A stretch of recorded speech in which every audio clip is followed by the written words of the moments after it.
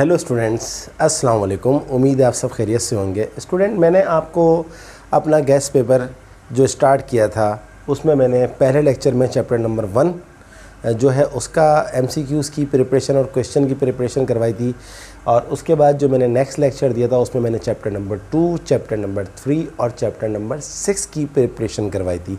आज हम कुछ और चैप्टर्स की प्रिपरेशन करने के लिए जा रहे हैं। सबसे पहले हम बात करते हैं चैप्टर नंबर 7 की।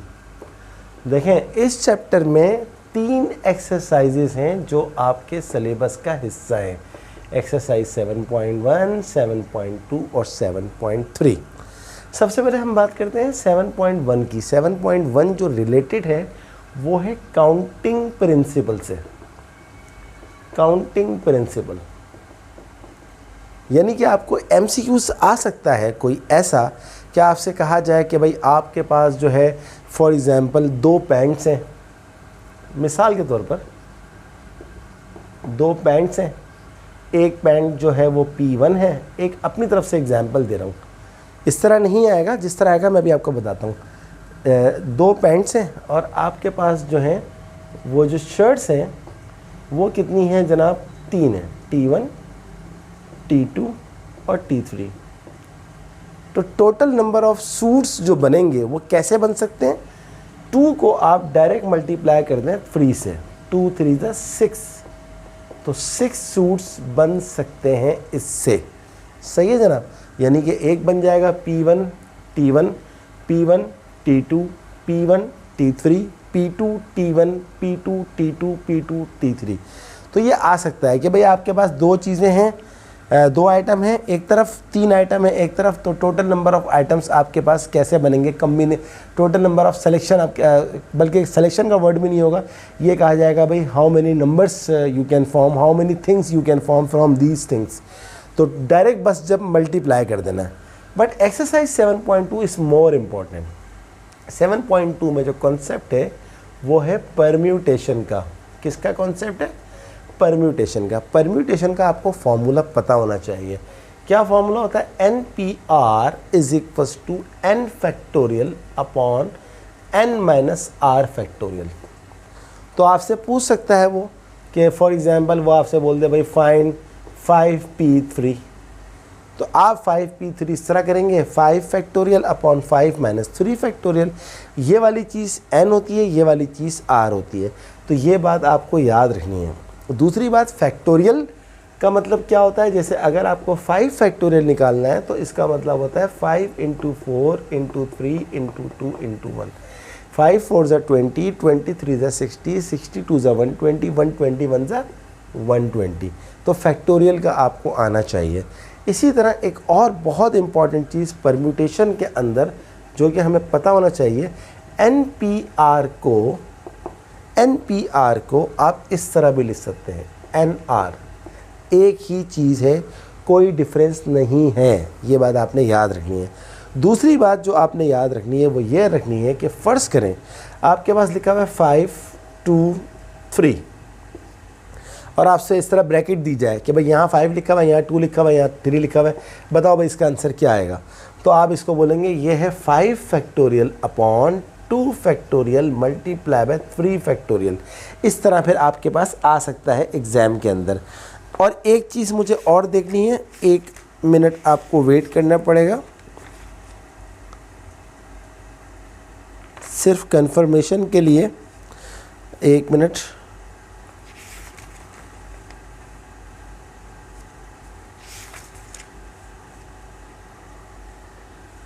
नहीं, बस 1 मिनट,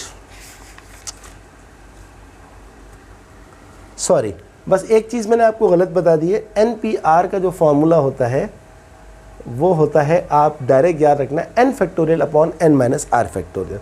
एक और बहुत इंपॉर्टेंट चीज़ आपको याद रखनी है, 0 फैक्टोरियल जो होता है वो होता है 1।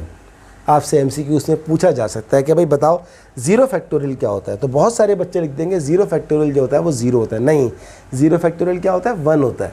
अच्छा, तो ये है आपके पास एक्सरसाइज 7.2 से रिलेटेड जो MCQs आ सकते हैं। एक्सरसाइज 7.3 जो है वो रिलेटेड है कॉम्बिनेशन के साथ। किसके साथ? कॉम्बिनेशन के साथ। इसको बोलते हैं NCR। NCR क्या होता है? n factorial upon n minus r factorial into r factorial. और वो जो मैंने पीछे गलत बता दिया था वो असल में ये है, NCR को इस तरह भी लिख सकते हैं NR। सही है जनाब, ये आपको बात याद रखनी है। फिर इसकी कुछ प्रॉपर्टीज़ बहुत ही इम्पॉर्टेंट जो कि आपको याद रखनी होंगी। पहली प्रॉपर्टी आपको याद रखनी है कॉम्बिनेशन की कि n अगर लिखा हुआ आ जाए, ऊपर भी n हो नीचे भी n हो, तो इसका आंसर हमेशा 1 होता है।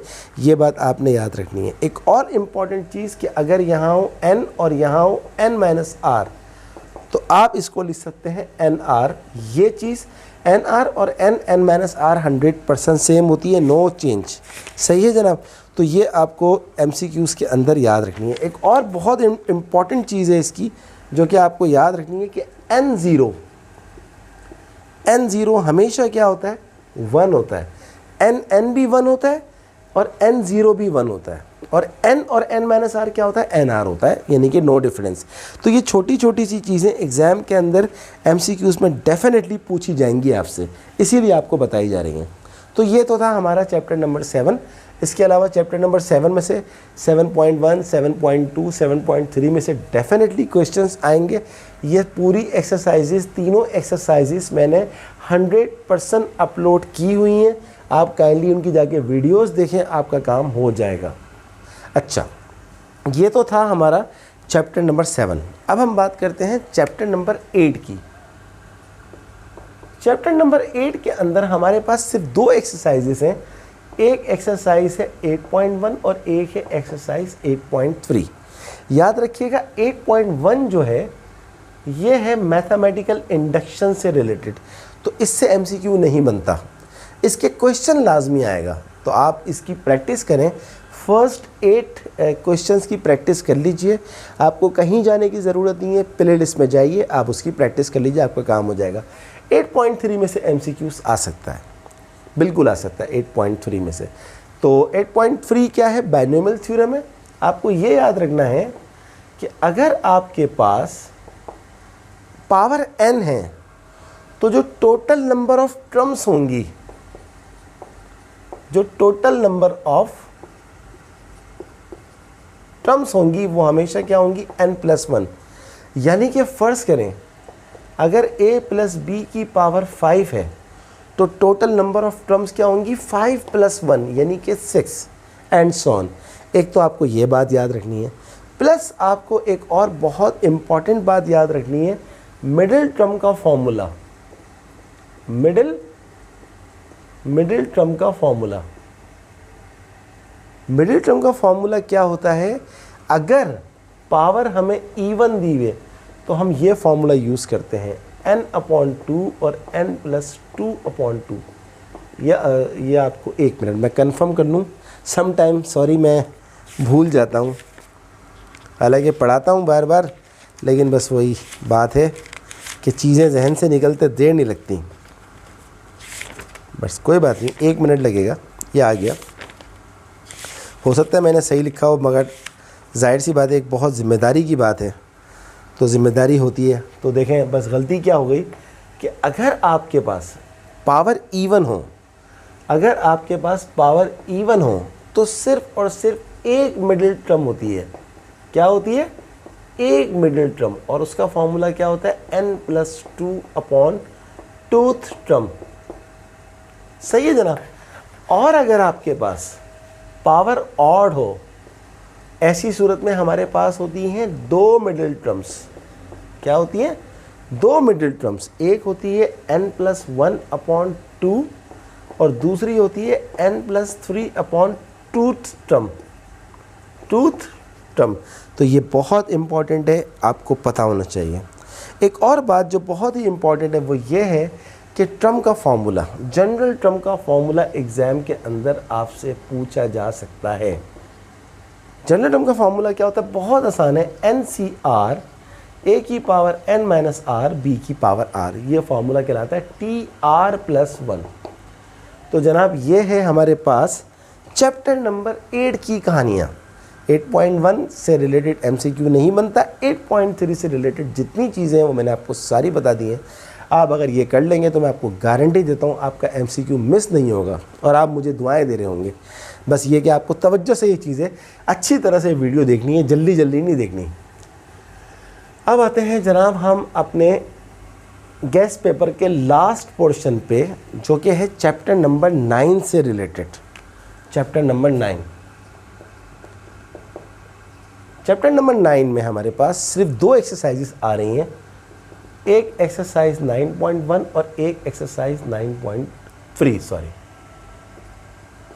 दोनों ही एक्सरसाइज इम्पॉर्टेंट है MCQs के हवाले से, बहुत इम्पॉर्टेंट है। 9.1 में हमारे पास 2 चीज़ें बहुत इम्पॉर्टेंट है। एक तो है हमारे पास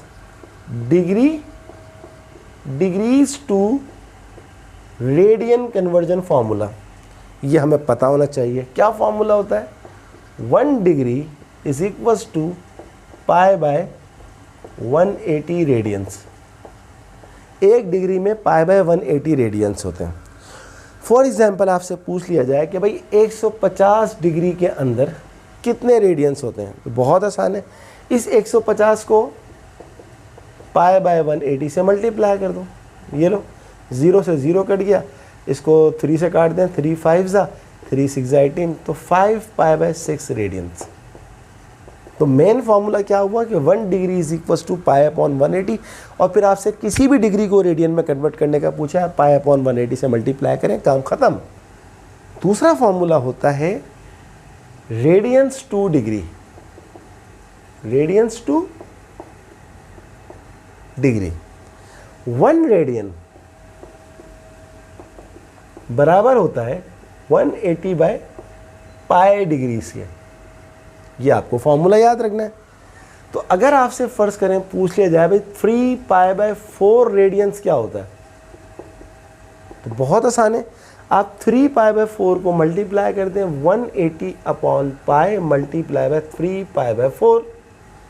पाई से पाई कट गया, 4 को काटें, 4 चौक 16 और 2 बचा 4, और ये आ जाएगा 135 डिग्री। तो देखें 3 पाई बाय 4 135 डिग्री होता है। 1 सेकंड में आपका काम हो जाता है, आपकी बस थोड़ी सी प्रैक्टिस होनी चाहिए। तो 9.1 में एक तो ये चीज़ है डिग्रीज टू रेडियंस और रेडियंस टू डिग्रीज। 9.1 के अंदर जो एक और इम्पॉर्टेंट चीज़ है वो है relation between arc length, radius and angle, और उसका फार्मूला होता है S is equals to R theta. ये फार्मूला आप नहीं भूलें। फ़र्ज़ करें मैं आपको R दे दूँ 2, थीटा दे दूँ 3 रेडियन, तो S क्या हो जाएगा 2 मल्टीप्लाई बाय 3 6। इसी तरह आपको S और R दे दें तो आप थीटा निकाल सकते हैं। इतना अलजबरा तो आपको आता है, लेकिन ये फार्मूला आपको MCQs के हवाले से याद रखना है। एक बहुत इंपॉर्टेंट बात इसके अंदर एक और होती है यूनिट सर्किल। ये वर्ड आ सकता है। यूनिट सर्किल का मतलब होता है रेडियस, ऐसा सर्किल जिसका रेडियस क्या हो 1 हो, उसको यूनिट सर्किल कहते हैं। तो बिल्कुल भी आपने ये बात नहीं भूलनी है। सही है जनाब। चलिए अब हम जाते हैं, ये हमारा काम ख़त्म हो गया एक्सरसाइज 9.1 का। बाकी जो वर्ड प्रॉब्लम है 9.1 की वो लाजमी आएंगी। मॉडल पेपर भी मैं करवा चुका हूँ और 9.1 पूरी अपलोडेड है, उसकी प्रैक्टिस कीजिए तो इंशाल्लाह हो जाएगा। सही है। तो अगर बच्चे ये समझ रहे थे कि मेरा गैस पेपर को ऐसा होगा कि मैं उनको पूरे क्वेश्चंस बता दूंगा, तो स्टूडेंट ऐसा तो नामुमकिन है किसी भी टीचर के लिए कि वो पूरा क्वेश्चन बता दे। बट जिस तरह मैंने आपको पढ़ाया अगर आप इस तरह करेंगे तो इंशाल्लाह 100 में से 100 पक्के हैं। अच्छा अब आ जाए 9.3 के ऊपर। 9.3 में आपको प्रूफ आएगा, एग्ज़ाम के अंदर प्रूफ आएगा। बट आपको अगर आपको कन्वर्जन आती है, देखिए अगर आपको कन्वर्जन आती है, फॉर एग्जांपल मैं एक सवाल ले लेता हूँ 9.3 का ताकि आपको ज़्यादा अच्छी तरह समझ में आ जाए बात। देखिए अगर आपको 9.3 जो है वो आपको अगर बहुत अच्छी तरह आती है कन्वर्ट करना, जैसे मिसाल के तौर पर सवाल number 5, prove that what I am saying. अभी मैं आपको बताता हूँ, ये एग्ज़ाम में आ सकता है इसीलिए मैं आपको बता रहा हूँ। असल में बात ये है, जब ये सवाल आएगा ना इस टाइप का 9.3 का, तो वो आपसे पूछेगा कि भाई सॉल्व करें इसको विदाउट कैलकुलेटर। अब बच्चे जो ना डिग्रीज़ के तो यूज़ टू होते हैं बट रेडियंस के यूज़ टू नहीं होते। तो आपको बिल्कुल भी परेशान होने की ज़रूरत नहीं है। एक छोटा सा टेबल दिया हुआ है 9.3 से पहले, वो टेबल अगर आप याद कर लें तो आपका काम 1 सेकंड का है। देखें, साइन पाई बाय 3 मुझे याद है, साइन पाई बाय 3 होता है √3/2, इस पर स्क्वायर आ जाएगा। कॉस पाई बाय 3 होता है 1/2, इस पर स्क्वायर आ जाएगा। साइन पाई बाय 6 होता है 1/2, इस पर स्क्वायर आ जाएगा। कॉस पाई बाय 6 होता है √3/2, इस पर स्क्वायर हो जाएगा। दोनों साइड्स को सिंप्लीफाई कर लीजिए, लेफ्ट हैंड साइड बराबर होगी राइट हैंड साइड की, गारंटी है। तो ये तो बहुत ही आसान है, सिर्फ और सिर्फ आपको एक छोटा सा टेबल याद करना है। और अगर आप टेबल नहीं भी याद करते कोई मसला नहीं है, आप जो है वर्किंग, असल में अगर आपने ये काम कैलकुलेटर में डायरेक्ट कर लिया ना, आपको मिलेंगे 0। एग्जामिनर एक्चुअली ये चेक करना चाहता है कि इसको ये वैल्यूज़ पता है या नहीं है, तो उसके लिए वो टेबल याद कर लें तो अच्छी बात है। मैं बार बार ये भी कह रहा हूँ कि ना करें, बट मैं कह रहा हूँ कर लें। इतना आप काम कर सकते हैं, इतने छोटा सा टेबल याद करना आपके लिए क्या मुश्किल हो जाएगा। चैप्टर नंबर 9 ख़त्म हो गया। अब हम बात करते हैं चैप्टर नंबर 10 की। बहुत ही इम्पॉर्टेंट चैप्टर है, बहुत इम्पॉर्टेंट है। इसमें से आपको बहुत सारी चीज़ें समझनी होंगी और अच्छी तरह से देखनी होंगी। पहले मैं चैप्टर खोल लूँ, फिर मैं आपको बताता हूँ। ये एक्सरसाइज, इसमें चैप्टर नंबर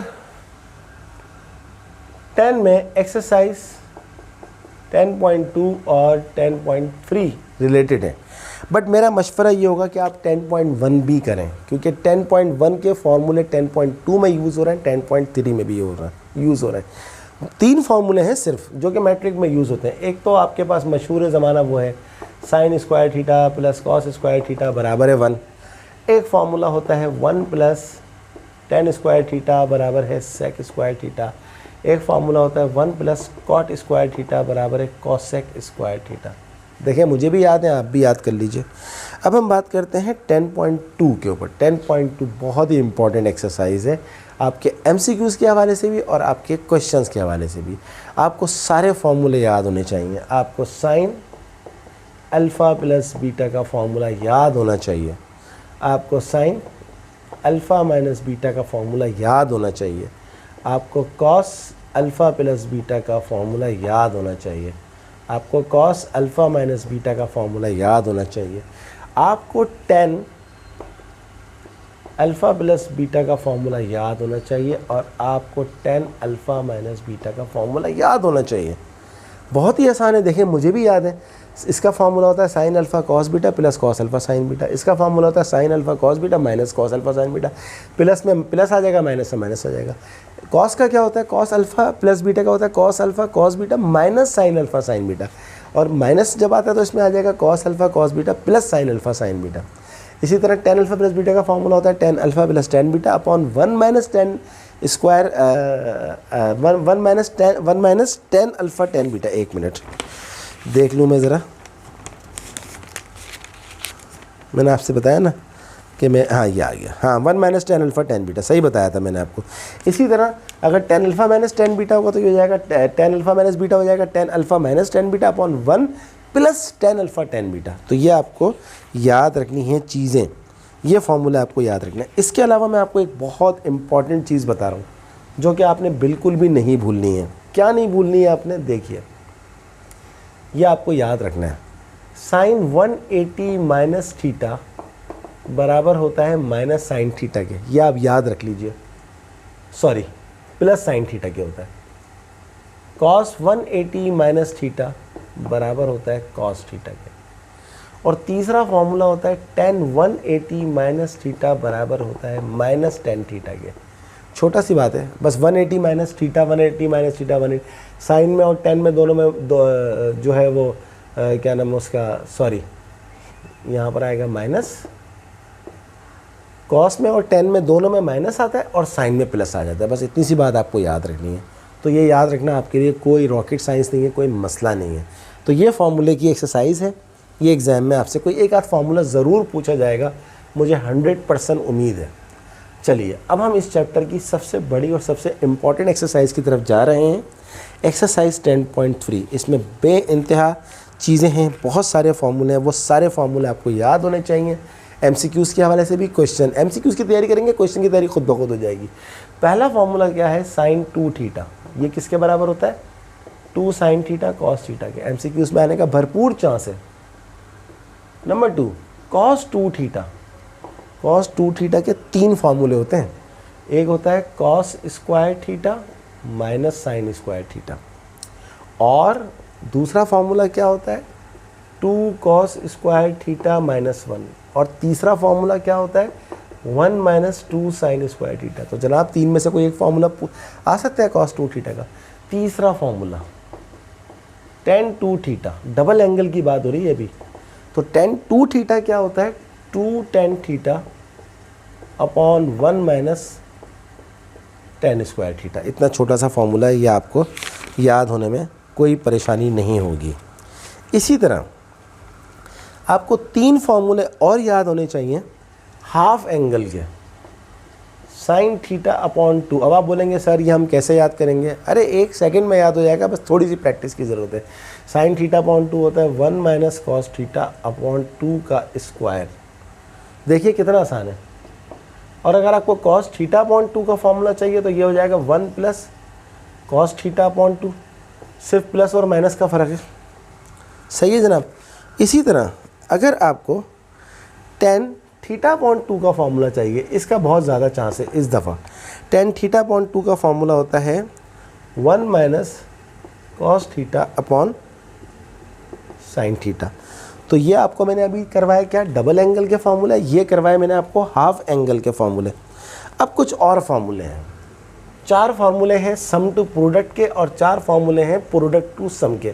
इसके साथ ही एक्सरसाइज ख़त्म हो जाएगी, यानी कि एमसीक्यूज़ की तैयारी भी हो जाएगी और क्वेश्चंस की तैयारी भी हो जाएगी।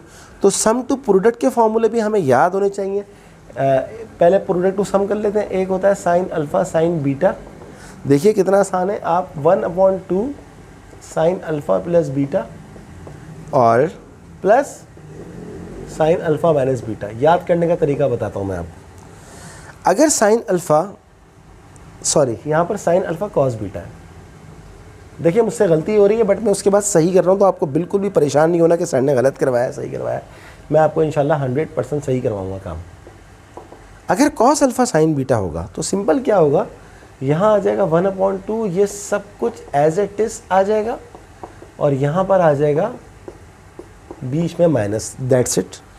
इसी तरह अगर साइन अल्फ़ा साइन बीटा हो तो यहाँ पर आ जाएगा माइनस हाफ, साइन आ जाएगी माइनस की और दोनों में कॉस आ जाएगा, यानी कि कॉस अल्फ़ा प्लस बीटा और minus cos alpha minus beta, that's it. और अगर दोनों में कॉस आ जाए, दोनों में कॉस आ जाए तो यहाँ आ जाएगा 1/2। अब भी दोनों में कॉस आएगा लेकिन अब जो आएगी वो प्लस की साइन होगी, बीच में क्या आ गई, प्लस की साइन, दैट्स इट। काम ख़त्म हो गया। कितना आसान है। तो ये कहलाते हैं प्रोडक्ट टू सम फार्मूले। इन 4 में से कोई एक फार्मूला दे देंगे एग्जाम के अंदर। 2 नंबर का एमसीक्यूज हम कैसे छोड़ सकते हैं, अगर हमें 100 में से 100 लाने, वरना अगर 100 में से 40-50 नंबर लाने तो फिर तो इतनी मेहनत करने का फ़ायदा ही नहीं है बच्चों। अब हम देखते हैं प्रोडक्ट टू सम फार्मूला, बहुत ही आसान है। Sine u plus sine v, ये बराबर होता है 2 sine u plus v upon 2 cos u minus v upon 2, that's it. कितना आसान है। इसी तरह sine u minus sine v, ये बराबर होता है 2 cos u plus v upon 2 और sine u minus v upon 2। इसी तरह होता है cos u plus cos v, ये हो जाएगा 2 cos u plus v upon 2 और cos u minus v upon 2, दोनों में कॉस आ जाएगा। और आखिरी फॉर्मूला है cos u minus cos v, तो यहाँ पर आ जाएगा minus 2 sine u plus v upon 2 और sine u minus v upon 2, that's it. तो ये कहलाते हैं सम टू प्रोडक्ट फार्मूले, ये हमें आने चाहिए, दैट्स इट। ये हमारा चैप्टर नंबर 10 ख़त्म हो गया। अच्छा, अब आपके लिए गुड न्यूज़ ये है कि चैप्टर नंबर 11 पूरा का पूरा स्किप कर दिया है। चैप्टर नंबर 11 में से इस दफ़ा एग्ज़ाम में से कुछ भी नहीं आ रहा, तो हम उसको टच भी नहीं करेंगे, हम जाएंगे डायरेक्ट चैप्टर नंबर 12 के ऊपर। तो आपका तो सिलेबस रिड्यूस होकर इंतहाई आसान हो गया, इंतहाई आसान।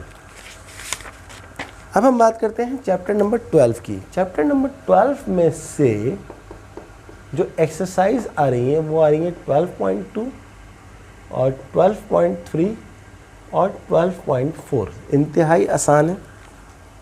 12.2 के लिए सिर्फ और सिर्फ जो आपको याद रखनी है बात वो ये रखनी है, एक तो साइन लॉ है। साइन लॉ क्या होता है? Sine law A upon sine alpha is equals to B upon sine beta is equals to C upon sine gamma. ये फॉर्मूला आपको याद रखना एमसीक्यूज़ के लिए भी और क्वेश्चन के लिए भी आ सकता है एग्जाम के अंदर। इसी तरह हम बात करते हैं कॉस लॉ की। ये तो लाजमी आएगा, मैं आपको गारंटी दे रहा हूँ 100% कॉस लॉ आएगा। कॉस लॉ का सिर्फ एक फार्मूला याद करें, बाकी सारे फार्मूले खुद ब खुद याद हो जाएंगे। ए स्क्वायर बराबर होता है B square plus C square minus 2bc cos alpha. देखें जब यहाँ ए आता है ना, यहाँ bc आता है, यहाँ भी bc आता है, ए की वजह से यहाँ अल्फ़ा आ जाता है। अब अगर मैं ए की जगह पर b लगा दूँ, अब क्या हो जाएगा? A square plus C square minus 2ac cos B की वजह से क्या आ जाएगा? बीटा। इसी तरह अगर मैं यहाँ पर c लगा दूँ तो ये हो जाएगा A square plus B square minus 2ab cos C की वजह से गैमा। साइन लॉ में साइन लॉ को साइन लॉ इसलिए कहते हैं कि यहाँ पर साइन आ जाता है, कॉस लॉ को कॉस लॉ इसलिए कहते हैं कि यहाँ पर कॉस आ जाता है। बस इतनी सी बात है। तो ये था हमारा 12.2। इसमें इसके अलावा कुछ भी नहीं पूछा जा सकता। सही है जनाब। अब हम बात करते हैं 12.3 की। बहुत इंपॉर्टेंट है, बहुत ज़्यादा। 12.3 में एक तो आपको याद रखने वाली जो बात है वो ये है कि s का फॉर्मूला होता है 1/2 इंटू ए प्लस बी प्लस सी। बिल्कुल भी नहीं भूलना है आपको। दूसरी बात आपको जो याद रखनी है वो रखनी है, मैं कुछ फार्मूले आपको बता रहा हूँ एक्सरसाइज 12.3 से रिलेटेड। ये एग्ज़ाम में आपसे पूछे जा सकते हैं और पूछे जाएंगे। बहुत आसान सी बात है। 3 फार्मूला आपको याद रखना है। साइन अल्फ़ा अपॉन 2 का formula in terms of s अगर आपसे पूछ लें तो ये होता है s minus B s minus C upon B C. अभी मैं आपको याद करने का तरीका बताता हूँ। ये होता है s इंटू एस माइनस ए अपॉन बी सी और 10 होता है 10 अल्फ़ा अपॉन 2 होता है s minus B s minus C upon s into S minus A. ये हमसे पूछे जा सकते हैं। देखें याद करने का आसान तरीन तरीका क्या है। अगर अल्फ़ा लिखा हुआ है यहाँ पर, देखें अल्फ़ा लिखा हुआ है तो यहाँ बी सी है, यहाँ भी नीचे भी बी सी है। अगर यहाँ भी अल्फ़ा लिखा हुआ है कॉस के लिए तो देखें यहाँ पर ए है, यहाँ पर बी सी है और पूरे पे स्क्वायर रूट है। सॉरी मैंने आधे पे स्क्वायर रूट लगा दिया, पूरे पे स्क्वायर रूट है। और अगर यहाँ पर 10 अल्फ़ा अपॉन 2 है तो s minus B S minus C upon S into S minus A. तो प्लीज़ प्लीज़ प्लीज़ याद कर लीजिएगा, बहुत ज़्यादा इंपॉर्टेंट है। और s क्या चीज़ होती है? 1/2 multiply by A plus B plus C. s आपसे पूछा जा सकता है। फ़र्ज़ करें आपको ट्रायंगल की तीनों साइड दे दें और आपसे बोले भाई s निकालो, तो आप s निकाल सकते हैं। तो ये है एक्सरसाइज 12.3 से रिलेटेड। अब हम बात करते हैं एक्सरसाइज 12.4। 12.4 है एरिया ऑफ अ ट्रायंगल। अब देखिए एरिया ऑफ ट्रायंगल के वैसे तो 6 फार्मूले हैं, लेकिन आप सिर्फ एक फार्मूला अगर याद कर लें तो आपको बाकी सारे के सारे फार्मूले खुद ब खुद याद हो जाएंगे। देखें area of triangle A B C का एक फार्मूला है 1/2 ए बी साइन गैमा। दूसरा फार्मूला देखें जब मैं लिखूंगा तो आपको खुद ब खुद समझ में आ जाएगा कि मैंने क्या लिखा है। अभी मैं आपको बताता हूँ। देखिए गैमा के लिए यहाँ पर क्या आ रहा है? A B. बीटा के लिए यहाँ पर क्या आ रहा है? ए सी। और अल्फ़ा के लिए यहाँ पर क्या आ रहा है? B C. यानी कि जब गैमा आएगा तो सी गायब हो जाएगा, जब बीटा आएगा तो बी गायब हो जाएगा, जब अल्फ़ा आएगा तो ए गायब हो जाएगा। That's it. तो एरिया ऑफ ट्रायंगल को हम एक ट्रायंगल की साइन से डार्क करके शो करते हैं। तो ये आपको फार्मूले याद होने चाहिए। ये फार्मूले जब यूज़ होते हैं एरिया ऑफ ट्रायंगल के, जब हमारे पास 2 साइड्स दी हुई हों, और अगर सिर्फ एक साइड दी हुई हो तो उसके भी 3 फार्मूले होते हैं। उसके लिए भी आपको सिर्फ एक फार्मूला याद करना है, 1/2 A square sine gamma sine beta upon sine alpha. अब देखें मैं आपको बताता हूँ टेक्निक। 1/2 फ़र्ज़ करें ए नहीं आया, फ़र्ज़ करें ए नहीं आया बल्कि बी आया। जब ए था तो क्या था, गैमा और बीटा था। जब बी होगा तो क्या होगा, ऑब्वियसली अल्फ़ा और गैमा होगा। सही है, साइन अल्फ़ा साइन गैमा। यहाँ ए था, यहाँ अल्फ़ा था, यहाँ बी होगा तो यहाँ पर क्या होगा, साइन बीटा। मैं भी चेक कर लूँ इसको, sine alpha sine gamma upon sine beta, 100% करें। इसी तरह अगर आपके पास यहाँ पर सी स्क्वायर हो जाए तो सी स्क्वायर में अब क्या हो जाएगा, साइन अल्फ़ा हो जाएगा, साइन बीटा हो जाएगा, और अपॉन में ये सी है तो साइन गैमा। और एक बहुत ही इम्पॉर्टेंट फार्मूला जिसका नाम है हीरोस फार्मूला, कि अगर आपके पास तीनों साइड्स दी हुई ट्रायंगल की, कोई एंगल नहीं दिया हुआ, तो उसका जो फार्मूला होता है वो तो बहुत ही इंपॉर्टेंट है, s into S minus A S minus B S minus C का square root, whole square root, ये एरिया ऑफ ट्रायंगल के। तो 3 फार्मूले ये हैं जब 2 साइड्स दी हुई हो, 3 फार्मूले ये हैं जब एक साइड दी हुई हो, और ये फार्मूला जब है जब तीनों साइड्स दी हुई हो, कोई एंगल दिया हुआ ही ना हो। सही है जनाब। तो ये था हमारा चैप्टर नंबर 12 जो कि ख़त्म हो गया। 12.5 आपके सिलेबस में आई नहीं तो उसको हम नहीं टच करेंगे, एग्ज़ाम में से कुछ भी नहीं आएगा। अच्छा, अब हम बात कर रहे हैं इस चैप्टर की आखिरी एक्सरसाइज की, लास्ट एक्सरसाइज, लास्ट चैप्टर। और लास्ट चैप्टर में सिर्फ़ और सिर्फ एक ही एक्सरसाइज है, और वो कौन सी है, एक्सरसाइज 13.2। पहले मैं वो खोल लूँ। 13.1 आपके सिलेबस में से इस दफ़ा निकाल दी गई है, तो इसलिए 13.1 में से कुछ भी नहीं आएगा, हम डायरेक्ट जाएंगे 13.2 के ऊपर। स्टूडेंट, ये हमारा जो चैप्टर नंबर 13 है, इसमें से सिर्फ एक एक्सरसाइज 13.2 आ रही है, और मेरे हिसाब से 13.2 का कोई ख़ास MCQ बनता नहीं है। हाँ, सवाल लाजमी आएगा, सवाल तो लाजमी आएगा, MCQ तो नहीं बनता लेकिन सवाल लाजमी आएगा। तो इसलिए क्वेश्चन तो आपने करने हैं, और क्वेश्चन कौन से करने हैं, वो सारे के सारी पूरी एक्सरसाइज जो मैंने अपलोड की हुई है वो कीजिए, और इसकी एग्जांपल्स कीजिए, मॉडल पेपर कीजिए। तो स्टूडेंट, ये हमारा गैस पेपर या टारगेट पेपर आज ख़त्म हो गया।